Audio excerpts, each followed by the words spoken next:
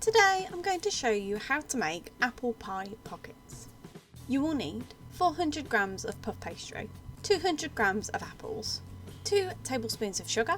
I have used brown, but you can use granulated or caster sugar, basically whatever you have.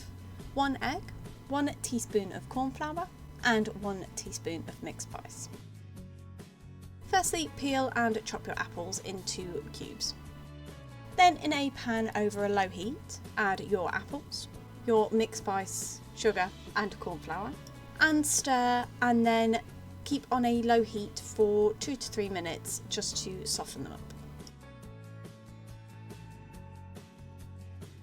Then roll out your puff pastry, and then you want to cut your puff pastry into rectangles. So you want your rectangles double the size that you want your pockets to be. Then arrange them on a pre-lined baking tray, making sure to leave a little space in between them for any expanding in the oven. Then spoon the apple mixture into 1/2 of the pocket. You want to keep it to one side of half of your rectangle because we're going to fold the other half over to cover it up to make it into that little pocket. Make sure you don't overfill it. Then, having pre-beaten the egg, you just want to egg wash around the sides of the puff pastry, just around where you've put the apples, so only half of it. Then fold the other half over and using a fork just press down along the sides.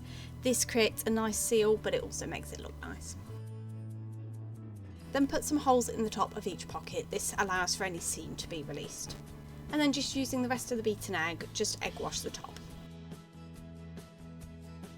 Then pop this in a preheated oven at gas mark 5, 190 degrees centigrade or 170 fan assisted for 25 to 30 minutes until the outside is nice and golden.